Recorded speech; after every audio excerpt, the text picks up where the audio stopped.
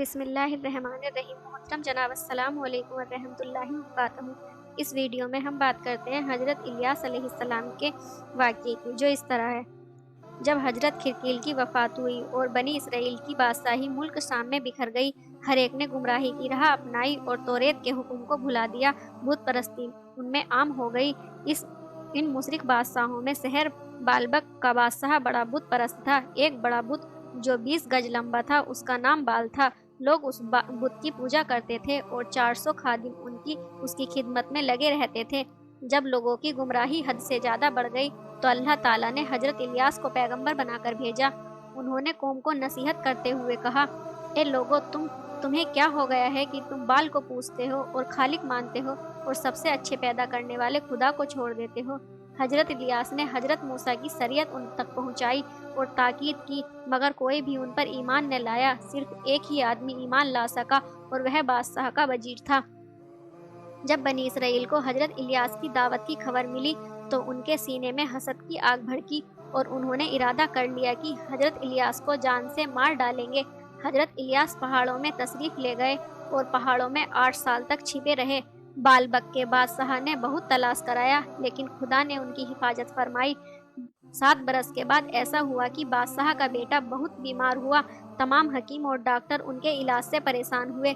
بادشاہ اور ان کے قبیلے نے بال کی پوجا بھی کی تاکہ بیٹا تندرست ہو جائے، لیکن اس کا کچھ بھی اثر نہ ہوا۔ اس پر بال کے پجاریوں نے بادشاہ سے کہا، بال تم سے ناراض ہے کیونکہ تم نے الیاس کی تلاش چھوڑ دی اور اس کو قتل نہ کیا۔ جب تک الیاس زندہ رہے گا تب تک بال بات نہ کرے گا۔ بادشاہ نے کہا، بیٹے کے روگ کی وجہ سے میرا دل اسی میں پھنسا ہوا ہے۔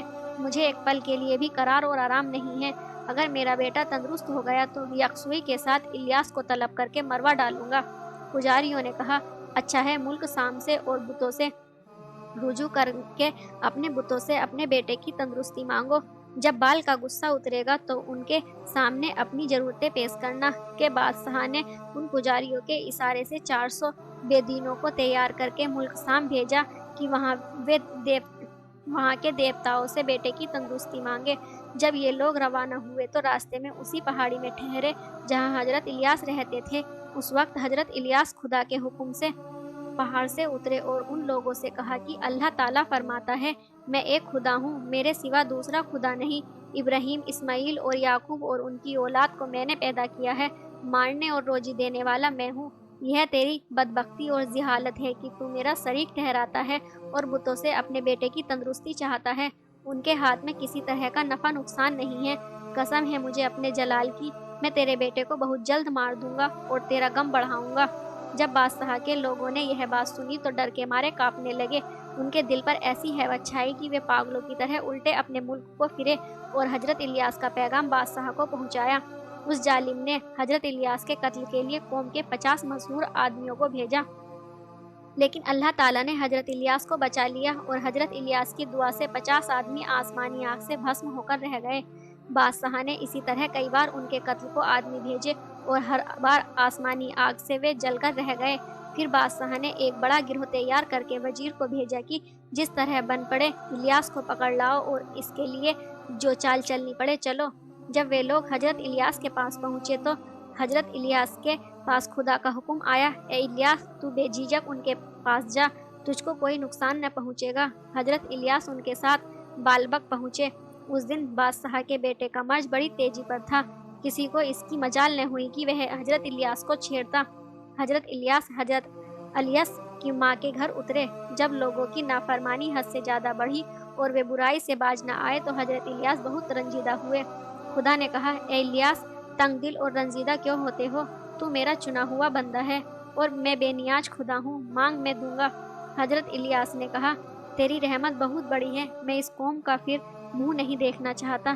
خدا نے فرمایا، اے الیاس، یہ کیا سوال ہے جو تو کرتا ہے؟ میں زمین کو تجھ سے خالی نہیں کروں گا۔ سارے لوگوں کی بھلائی تیرے وجود سے ہے، کوئی اور سوال مجھ سے کر۔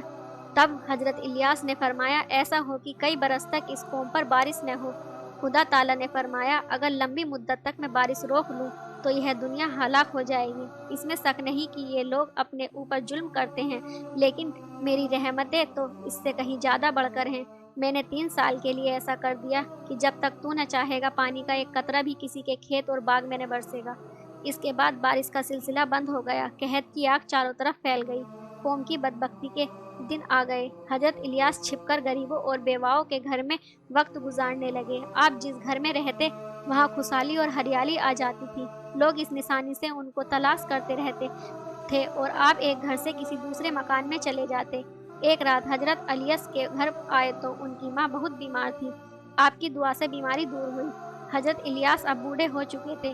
آپ نے لوگوں سے کہا، تم ایک مدت سے ان بتوں کی پوجا میں لگے ہو، ان کو جنگل میں لے جاؤ اور پانی برسانے کی ان سے مانگ کرو۔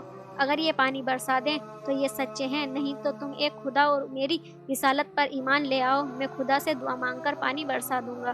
لوگوں نے بتوں سے گڑ گڑا کر پانی مانگا، لیکن ایک قطرہ بھی پانی نہ برسا۔ جب لوگ مایوس ہو گئے تب حضرت الیاس نے دعا کی، بادل کا ایک ٹکڑا پیدا ہوا اور تھوڑی دیر میں وہ پھیل گیا۔ بارش شروع ہوئی، ملک پھر ہرا بھرا اور آباد ہو گیا، لیکن اس کے بعد بھی لوگ گمراہی سے باز نہ آئے اور اپنے وعدے سے پھر گئے۔ اس وقت الیاس نے دعا کی کہ خدایا مجھے اس قوم سے چھٹکارا دے۔ پھر آپ حضرت الیاس کے ساتھ پہاڑ پر چلے گئے، وہاں ایک گھوڑا ظاہر ہوا۔ حضرت الیاس اس پر سوار ہوئے اور الیاس کو اپنا خلیفہ مقرر کیا، اپنے منہ پر چادر ڈالی اور پھر لوگوں کی نگاہوں سے غائب ہو گئے۔ کہا جاتا ہے کہ 4 پیغمبر اب تک زندہ ہیں، حضرت عیسیٰ اور حضرت ادریس تو آسمان میں اور خضر اور الیاس زمین میں۔ آج کے لیے بس اتنا ہی، اگلی ویڈیو میں ہم حاضر ہوں گے حضرت الیاس علیہ السلام کے واقعے کو لے کر۔ تب تک کے لیے اللہ حافظ۔